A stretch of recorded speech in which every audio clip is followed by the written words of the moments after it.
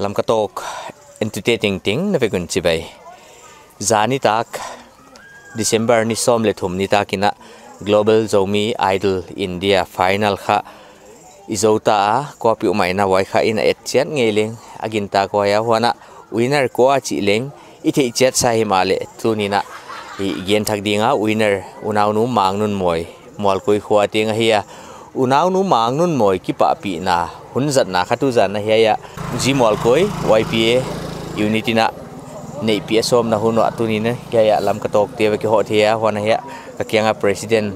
heutupa nenglun mang ama to holim na saulo na inei di heutupa hiya mangnun moi ki pa pi na hunzat na khamo bang chi banga non plan wa chi non gen thi diam yai vai to ki sai kha ka khosungwa chini khosunga pai te na ma ong I thole le mo in yai vai to ki sai kha khosung chi moi tu le solar tu I veng sung mi te thei phak honi sak tu hi zia ki na yai pen kha ki pa pi lok the lok ki sa in vai da na kha on ki plan khia chu hong I pot pe ma mo yai kha alag zo na plan he ki le alag ma na plan sa he le yai kha first ilak ai ke le first on la khon lag lo thu tuam hi le to bang ki pa pi na pin la ka kha ki tam lo lom khon lo in bang yam thu pi tak va pi di hiam present di hi khol ke le ama ki pa pi et sang na nong thuap support pen mai hi chi na ian chorus na da na kha on ki bol khia hi yai dana na khwa to Zomi Idol tel kha mi dang om hele moi lo mi dang le bang za hiam ma hwai ti kha kana thei chian hon ke ya le leng bang tan hiam ma ki pan bang tan stage tung wa chi te bel chu ka gen chiang chia the ke amau le na omu chi nai ve mo mi dang le hwai bang hi na mo yai to zan ta khong bang len nang len ong en ngei din ka ging ta yai Global Zomi Idol kidem na to ki sai namu dan le na ngai dan khen khan non gen dem kamu dan in chu hoi ka sa in bang chi di la le siam organizer ten le hon hi ho yu ka sa in mabana leng ka ngai dan tu hun lem tang te en to ze la he chi banga I pai kinam sung hi zo minam sunga la siam ti han thona ama wali opportunity bo sang zel hun ka sa hey program ka bang china na hi so male apai dan ta program hi le tunita ka chu hi chami pi to ama welcome na khosung mi pin welcome na YPA inting na bol di chi hi to pa waya ka beng sungwa la siam tuam te kha ama bang request am ke le bang ama bang ol sak zen din la siam tuam te bang in le ki pa na hon so khe diu ai ko ma chia la kha YPA dan va blog bang hi ke le organizer te bang ni tuam thu gen na ki pa pi na thu chu hong I deu din ka ging ta pucha hun sang to ding in apoi mo le atom na lam chiang hunong ki dai le kha lam sang mai di chi dan de vai ai le to unaw nu mang nun moi to ki saya mo namu dan le na ngai dan mo bang chi na sa chi te atom na pen din nun gen dem chi chu ama ama to ki sai mo ai ki le ala sak te siam na sak dan hi mo ala sak te hi ke mi mal takina siam ka sa hong tel tunga ki pana tu ken tu sang pi tung dia na ko in to final tan bang hong kai tok chianga chu ke mi mal ngai to na monga adang tia siam keu chi thui lo ina ama ka de sak lot thu le tuan lo in to tan hong tung dia chu ken kalung tang tong ana ging ta ten chi da nei asiak bel aman kha tha le pe ma yana ka theyam mo kisan ki sak khol na tom kong nei mai dan de okay ki pa hoi hunoi tang non piak thi ja kina ole ki pa ke ya heu tu pa ti Zamson gin ama to holim nai nei non dinga ama kha lanba block YPA president len le la hiya ama le hiya hun wap dia hong pai kha hi mai na ama to holim na saulo na ini non di heu tu pan bangan nang hiai tuntaga unaw nu mang nun moi pa toin na zan ya mol koin a sai de ku kha namu dan le na ngai dan saulo non gen dem kamu dan le ka ngai dan hi lamdang ka sak ma na khata hongoma zana ki panina ama chu tarik som le thum a hi ma ki panna som lo thum ni ta ka kidem na teng zo chang lam ka khosung fan pi ding che program ama na setua tua zo chang ina tu ni tarik som le li na ama vai don na YP complex a jimal ko nei di achino no wale advance taka ana set sa wa hiya waya a group wagil na wa hi ama faras de hi chi theinam tuan hiam chi dan deu khom ba le kana kwai son kha a hi la hi to a hi bang banguna hong dik to chi dai di nga jan ta kina program sa bangina winner akan na hol lapin ma lam ka hulai afan piwa tun ta kina zana bol hilo de na kagen ma ba na advance ta kana bol sau kha tun tan program jang thei non din alop nai chi mai di ki pa pi na program jang thei din om non na program set sa teng teng chu fulfill tang tun vek mok we ve wa chu lam dang ka sak ma hi a winner di an thei khol ma bangui ve le mo na thei khol ma bangu wai na nang mangnun moi la sakha I hundang khong len na za khang na om khangi hele phagin hundang ka jang ei thama mo lop na le bang hiama ba na ama to sap tuam khata ka om khak zia kuna biakin banga leng special number present second chin wana pathian la bang leng asak tam zokin ka theya khalam vaya leng muan hoi hun tong mai de deu ka chi sima wana khosak na vaya hi le hak sat nat bang hiam tak chuani mai thayu hi le leng mi te bangui de du khol loi na ma ki pa mel pu zogi ge ka theya hi mi thu pi ka sang ma hi ve ai ma ve mo hi lotel I nun moi kha hei anui mai gi ge khat le hi ma mo hei wana la sakichi kha kidem nai chi to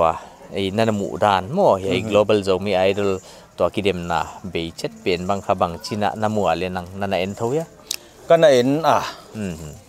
siam thun chu mi dang le siam wa wana ala zila siam om non wa hile leng aman hi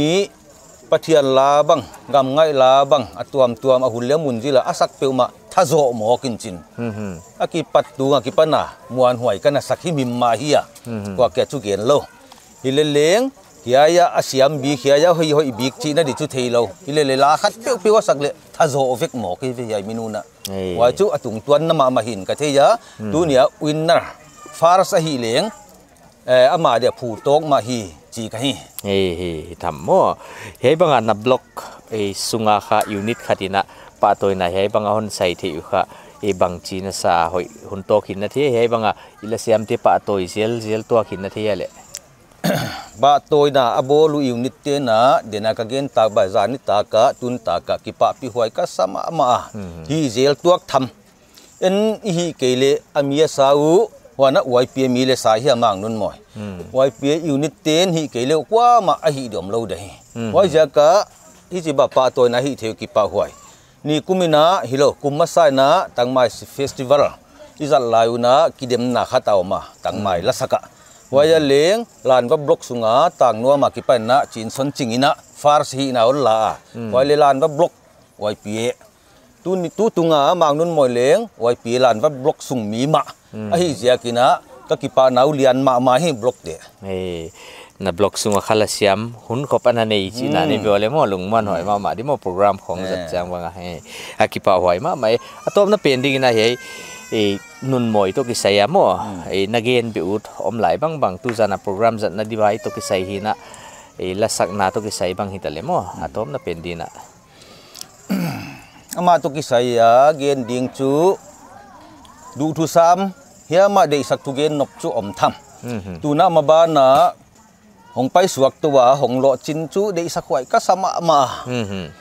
to ba na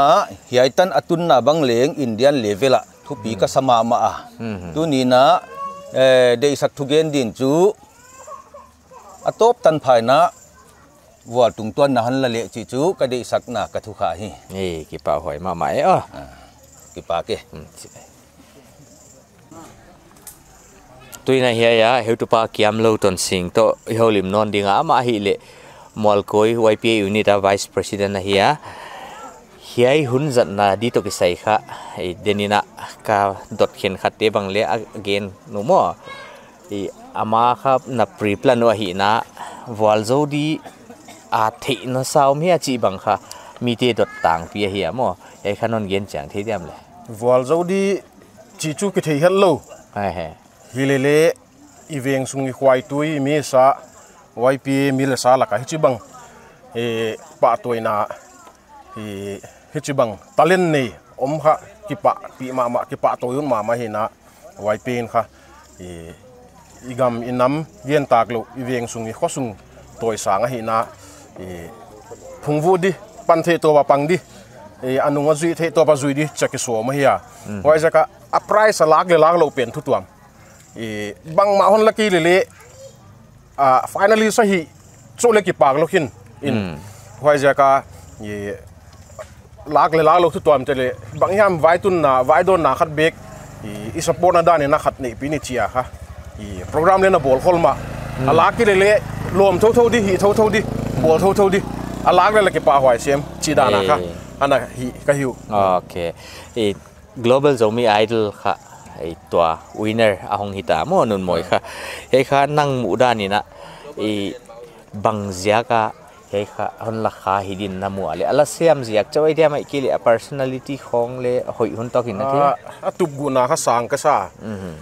มีแค่ขัดบังหิเลบังบังมาหิโลได้กิลกาลามีชิโคงอ่ะวันดินเฮียแต่มีมาใหญ่จ้ะว่าเปลี่ยนค่ะกี่อาทิตย์เราจิตดีตั้มพิมพ์ลายค่ะอามาใครจ้าหงกิสักยาตะเล่นไอ้หอยเอาเลยหอยเสียมเลยเสียมจ้าค่ะจุ่มเห็นเลยว่ามาคอนฟิเดนในตะกาหงดินเขียนน่าเปลี่ยนค่ะทุปีก็ซาหอยจากมาอะไรโหลดจริงที่ดินก็อยู่ละตัวนั้นเป็นดิ่งนะนุนมวยนั่นดิสักนัทูมั่ว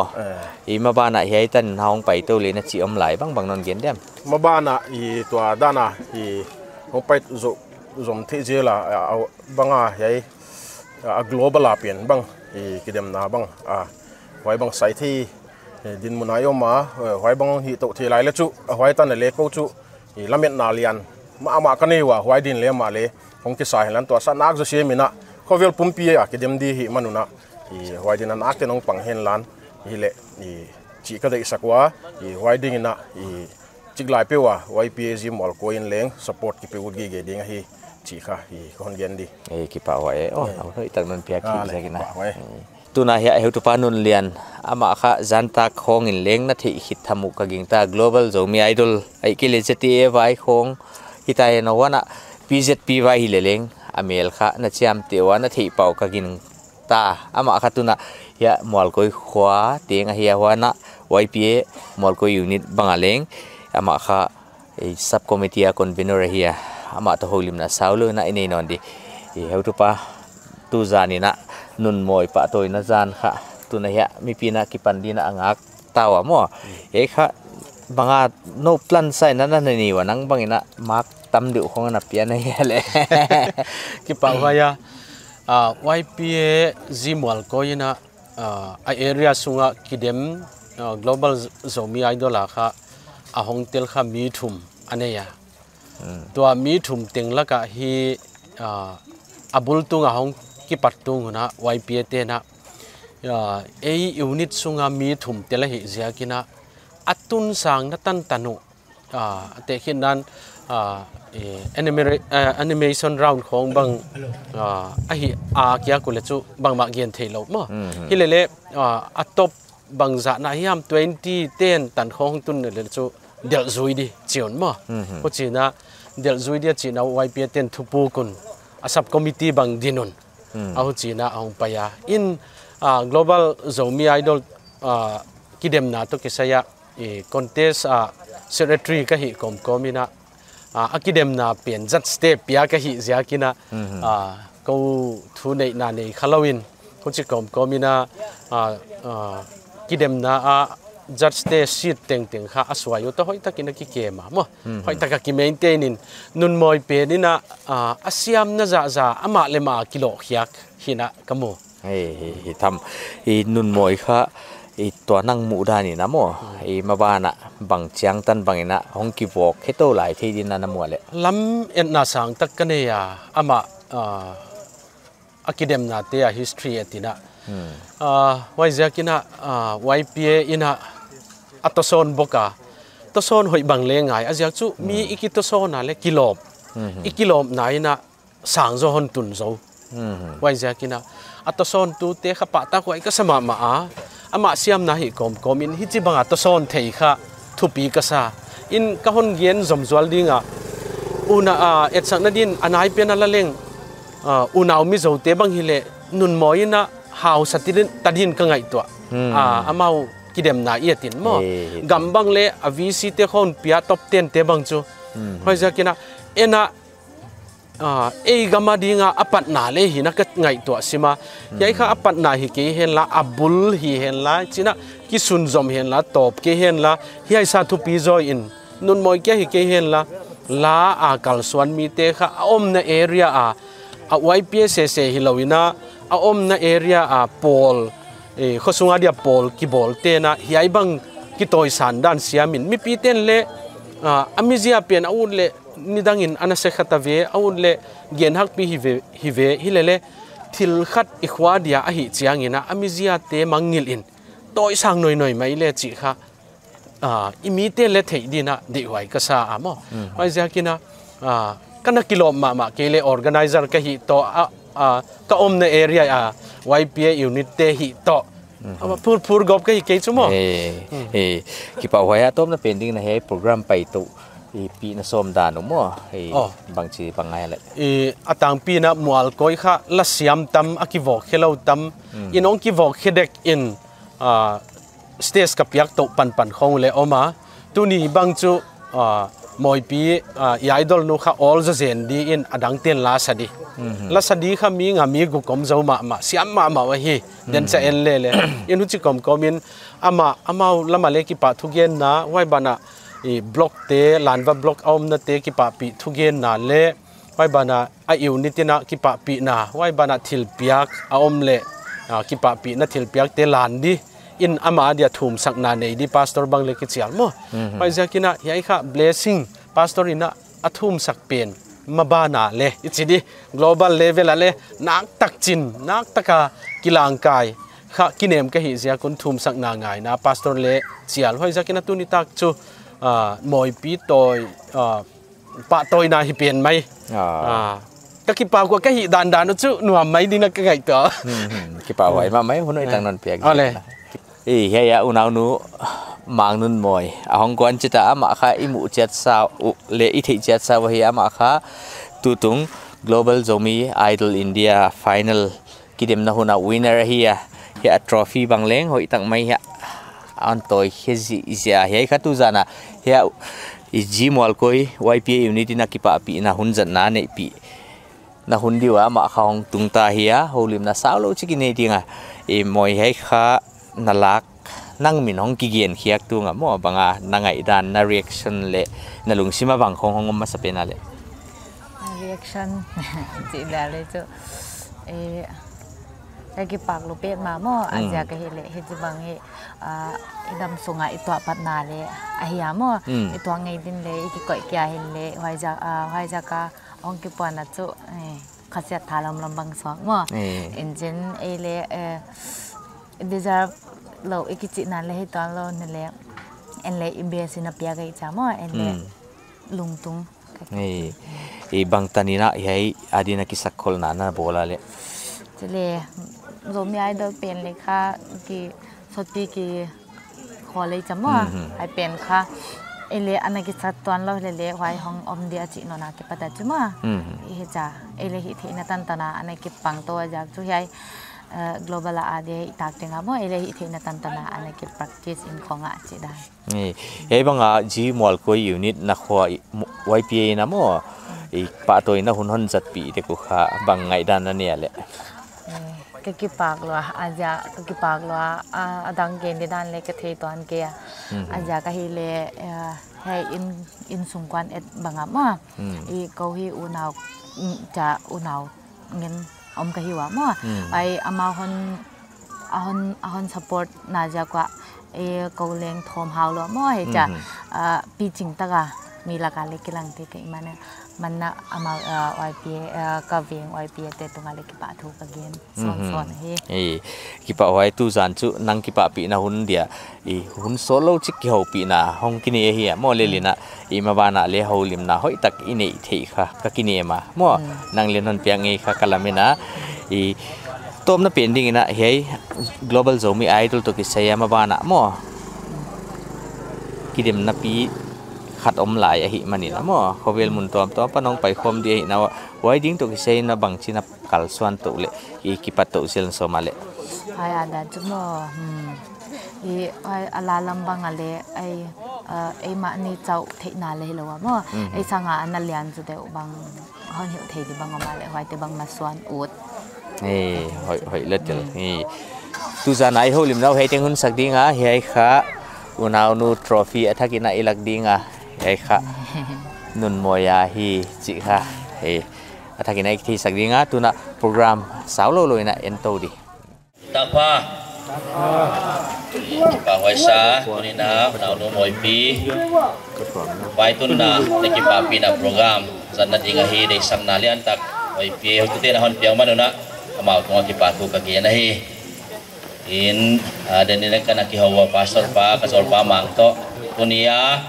ikipa pidi unau nu mang nun mo hi kau te gel min po hi kana chiwa pastor te gel mang to ba ma khamang kipan sida na hi upi ma pathian ko sol na hi ong ki tuak son sida na hi itu nita program da ku ka kipan di chi hi kele program dang kana nei khag ja kina da ku de ki makana swan le ke cher na di khadom sia kina hilale tu na hi ke chocolate simta den siang kana paisan lehon thei siam leu sin sin aga hon nge nai te thum nai nei di to pa mai kun ni jangan namang tut patu kapia ku ka belu to pa pathian mi hing te hi theina talen tuam na hon pia mi tam tak te na nang ma min gen sia na ding bang nang ma min sungmol phona mi tam tak ten hi theina talente asal layo na tunin yaya kasanggam nu nau nu moi pi mang nun moi na o zomi te laka global zomi idol chia min ki bole na kipan kia India level la kita te na kumpai sa kipan na kipan to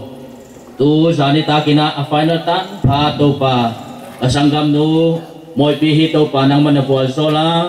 final tan pha tung the kia hi lo na to pa pen nahon tan sangman ina kipakin kipa tuni kya kahon genuai tunin to pa simbol ko wai pe idi nga ko manuna namin kon poda kipa tuni kya kahon genuai ko tang silam nahon pia si de man naten vai hom lo ina ye program ki gel bang ahun le amun nahon pitunga pan thei dinga nahon laksat tag ziakin hupina patoy na nang kahon piawai ye program sunga to pa nang maong kipa toilan kahiding kem pe uhi to pa nang ma min thupi na hiya kalakwa ki to nale abik taga kanok kaunau nu amang nun moya dinga thagwana tenghi hon subwai thei sungle kwa ki pan hon veng hon kema hon hum biding nang ma khu kang ki kem sakwa hi ka hon teu ka hin nau ka hiding kem pe uhi nang ma khu da hon lanin na pan pinangenin to pa Jesus Christ min kong tumuhi amen hitalehang wai bana atom na pending ina lam kato e bangin leng mun kining ching tak le ahi ke le thupi ta ka hi ke ma le hangai na taka hong power zia kuna kana welcome wa ki pa pi thu ka hon kwa hi in tampi ka hon gen ke dinga atom na pending in khosunga yai bang hun kibichil takala hi ongwa mi pite niwalian no tileng kon welcome ha chi bai ka hon bu ka hi chi ka hon gen dinga ka so na ding ina den chiang ka hong din tuan sang ina unang nu moi pi pen kha momento yak akisoma wai pen kha ken ka hon pe khemai dinga lom tele hon sam tuan lawina moi pi hong pai to hen lan wai kha ihun sat to ama ikipa pi thina omsun hongi pat dinga hi aman leng kipak taka hon san sak ding ina yai lamun nai to le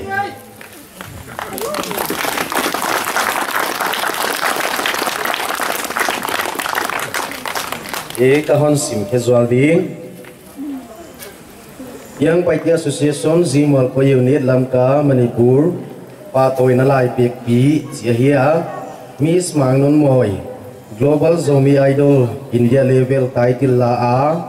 nami nagam le na komite na toy sang na kipa pinale ngai san na in hiai pa toy na lai pek pi ka hon piau hi topan hon bozolin hon makai zelhen es nenglun mang president YPG mo ko unit gin suan ngai te secretary YPG mo ko unit sia hi wai to hiai momento to envelope khat kahon ki zui sak dingwa wai kahon ki pia khiat pichang wa kahon zona hongi mai ding hi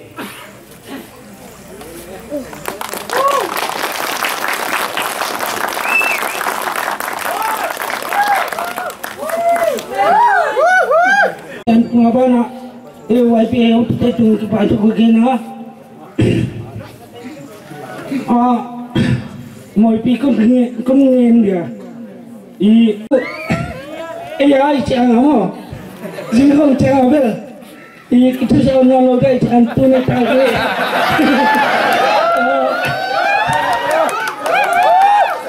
cái nó nu mọi chuyện nghe na nó nghe mày này cái là sao chuyện ha program kisang thế mà nè ala saksi tengah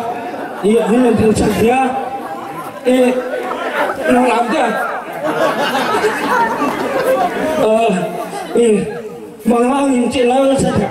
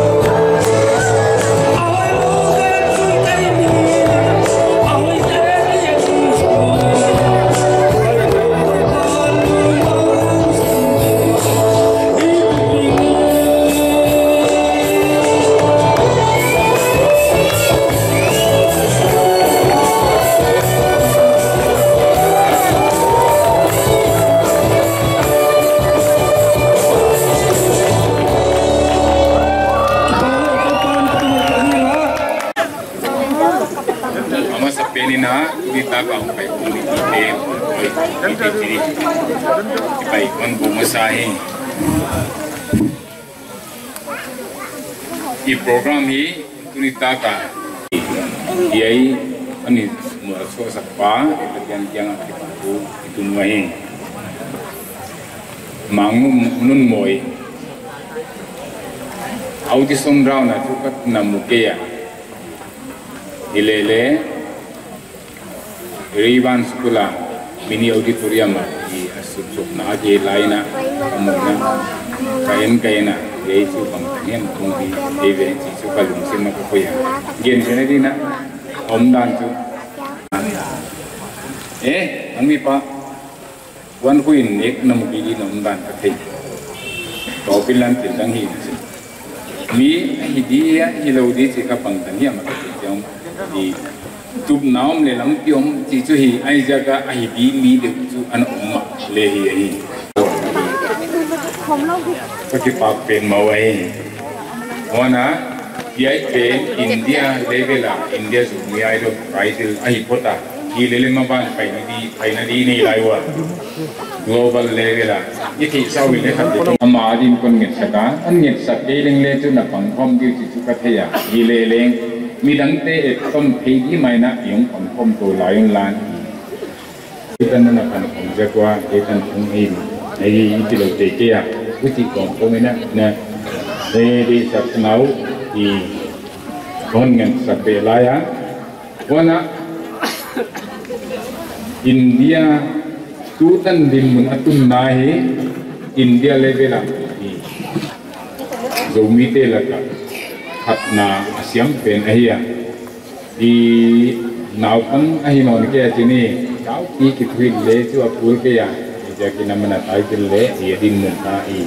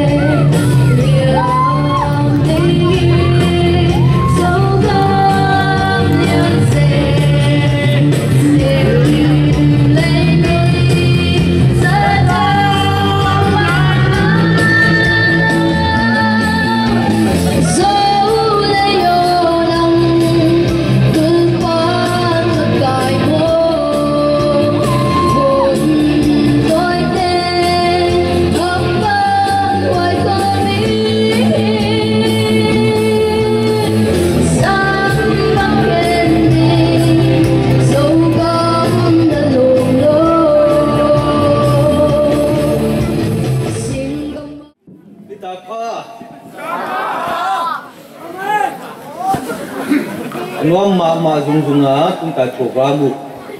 zan ta katil khatia om kagal kata ke sama ma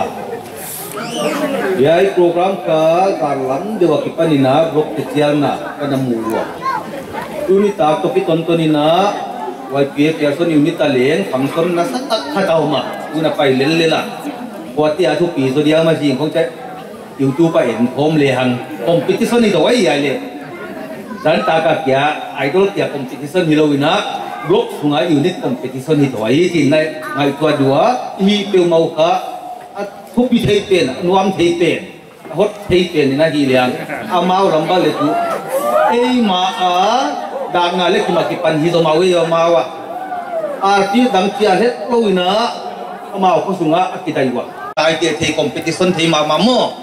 ei level a YPA lan public level a din tun tap tu YPA idol a hi nuam tho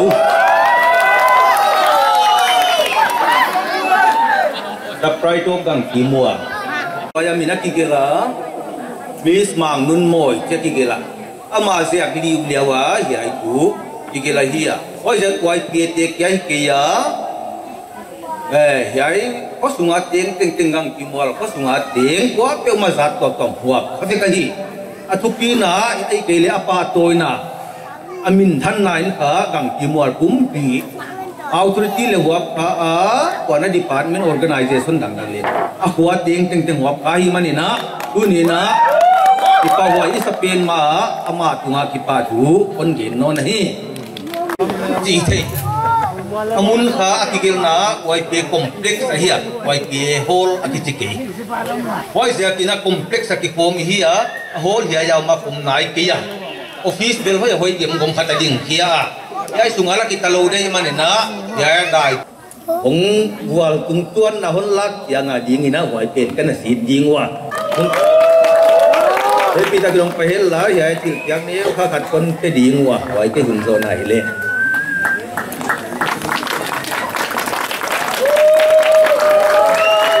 pakai YPA simbol kau unitin mason jelen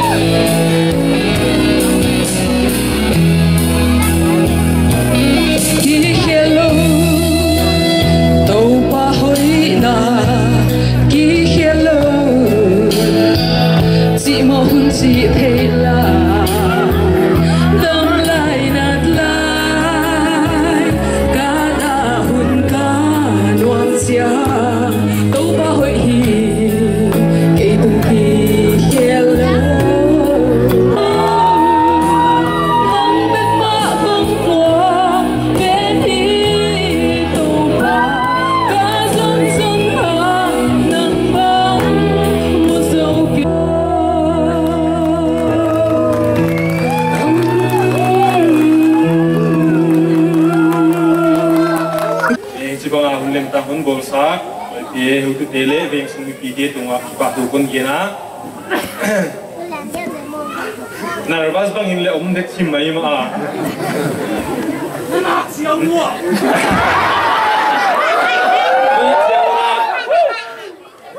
ne chang na pa di na ne yo de ba kon chi khamai thi wa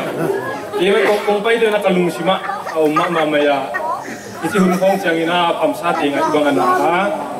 nan thei le om duan thei lo le nom dingwa neo chikin production kun nei dinga kanu le ka paun kha hon om lo kin sana hiya ko kha unaw mi li ka phawa pasal khat le nu mei thum ka hiwa pasal la ka o ko pen ti ka hiya oi sa ka ti hong ding kha ma vai ja ka hi ki pa hoi ka sapen ma ya sanggam no kha nun na thupi ta ka nan bolu za ni ta ko khong mai khong ong ki puang khong mang za changina zoom khong an mai ma iket sai na mi mang moi kwa he ti non zong le in khong ong mu so diwa ye te na hi mai ma mon ti diu si khong ngai ko china ai pu lo thupi ta kina mi thupi toi sangina ta kina non toi sangwa sakina kipa pen mai na kipa du ka hon ge na na gen nuam hi le ngai ko khazok lo ka chang gen kha lo sida ngai kha hon na ko sakun lan hoi changina dena kon gen sa mai na kipa hoi ka sapen ma ya ko in kon sung lambang mi mal tak bang ka kit changuna ko bang aveng sung mi chileng le kong lu naw bang le gam la nai lo mo hoi changina ko bang ko in kon sung mi bang ko bang naw bang chik ngin eveng sunga dinga le mi thei phak lu le hi lo mi la ka hong ki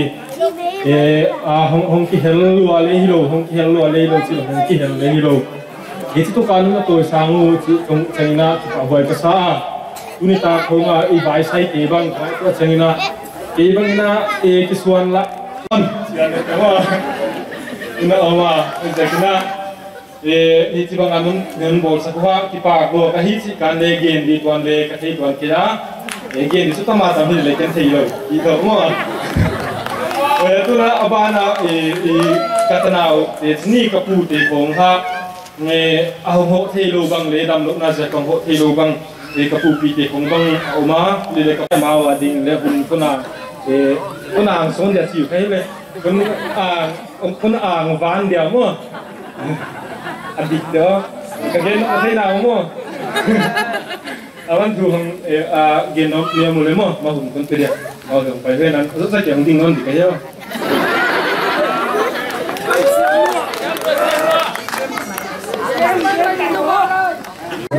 mang nun mồi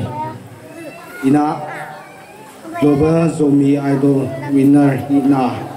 on la kipa pitna hong pai hempe to pa jesu menina onna wai donin chi pai kon bu kahi o mi kam siam lo le hi thei mang lo kahi manuna gen dia kilo bang leng gen khathei khol lo on ya ama sape ni na katununu mangnun moi hinna tamna ya pathian hiya woi sekina pathian min ka patahi woi bana tu ni bang le khatna ai kele apen pen hi chi le athei khol le wan lo na vai ton na hi di chia gel sa som na hi le vai ton u chi khong kai ko chengina thu pi ka sa woi sekina hi chi bang woi bana global zomi idol organizer te bang le thu piu ka sa hi chi bang am phat na platform thu pi ta kon bolwa ka tununu bang le mi te phak le hi do tuna celebrity ichriawa mi bang in le moulok na bang ai kele bang hiam bang ale hon sial theita sumle pai bang de neu chik chiga ama le ma mi pi te teng ane walian ichi banga tununu hon pa toi pi dinga hong pai no te teng pathian na hon vo zol chen le chi kathum nai ka ki pa ke pai pi la ma hiu te adi long lak sak leu chin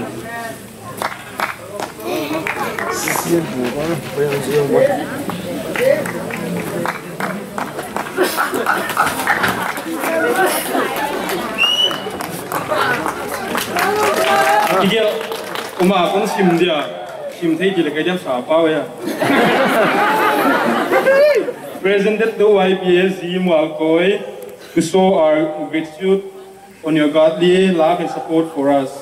by Mangun Moy and family Zomi Idol India date 14/12/2021.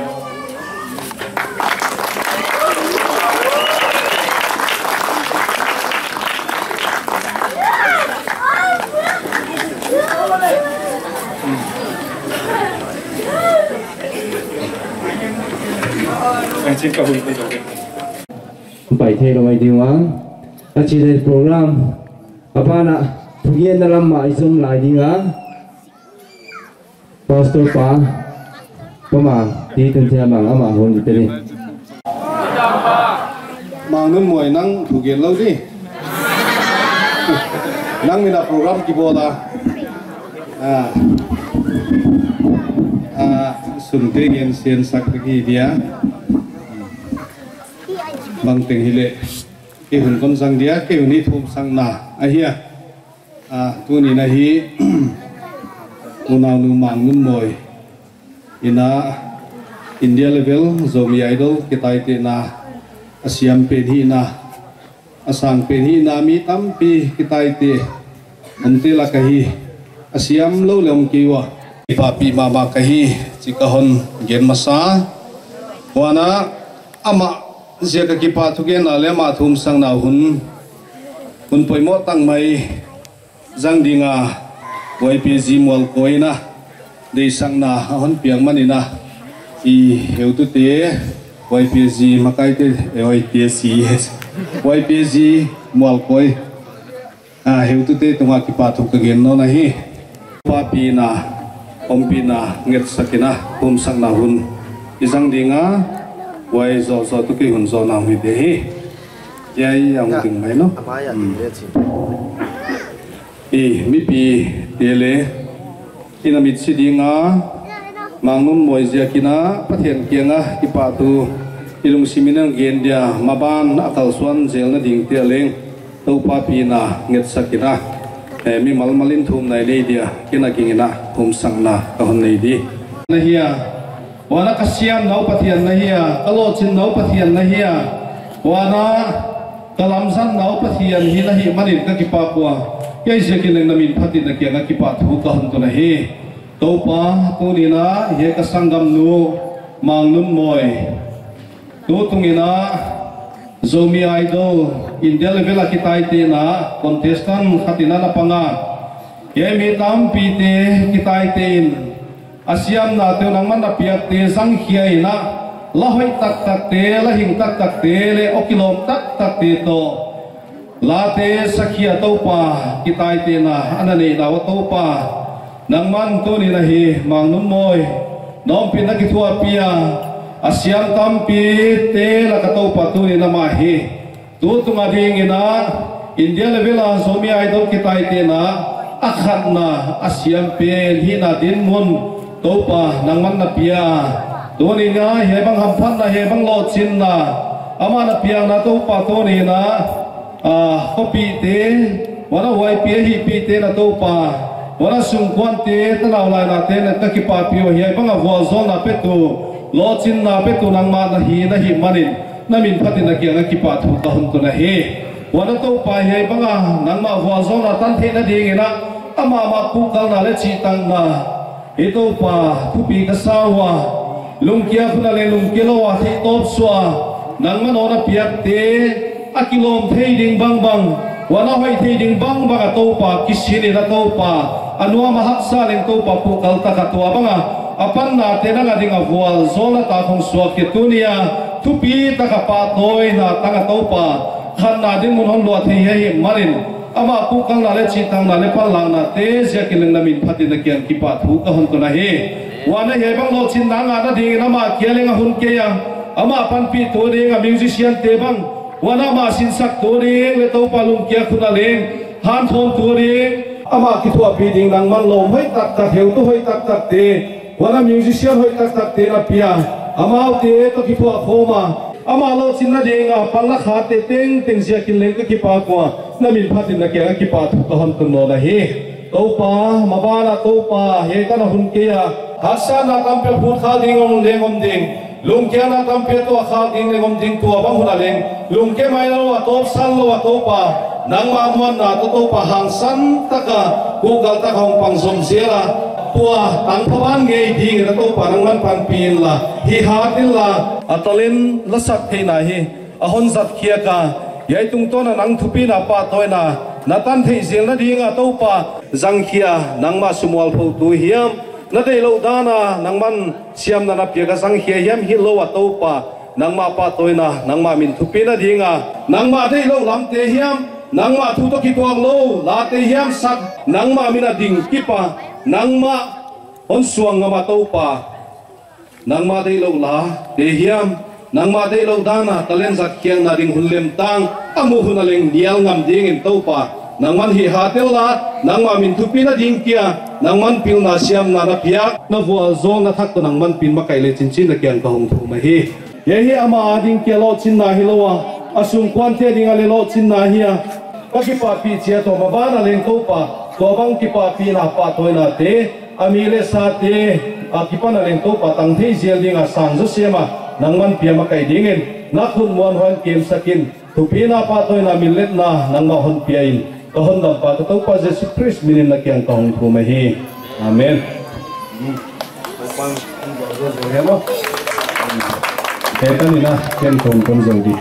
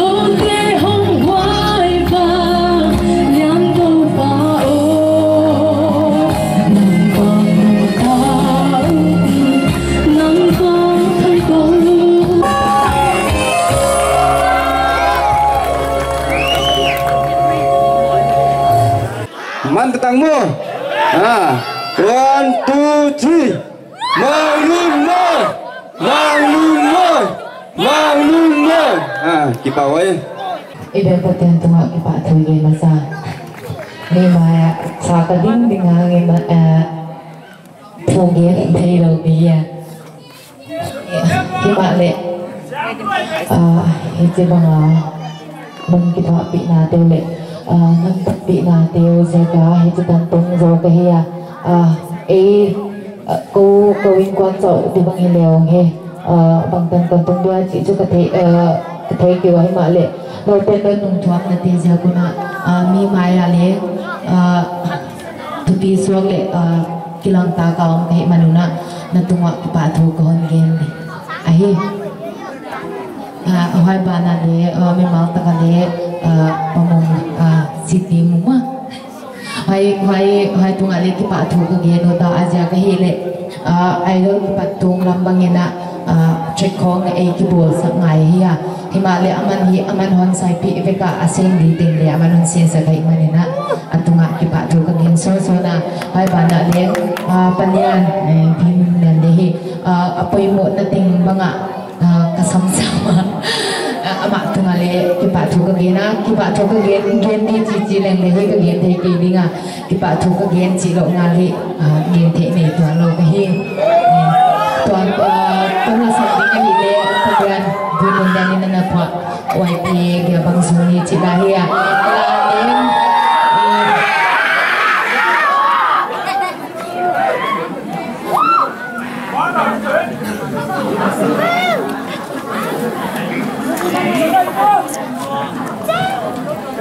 ala aling hiya lain kata dang le ken apal zuwin nuam leng ding achia kowin ko ni na YP ate apal hi ka zoma ama o kachia wai zai le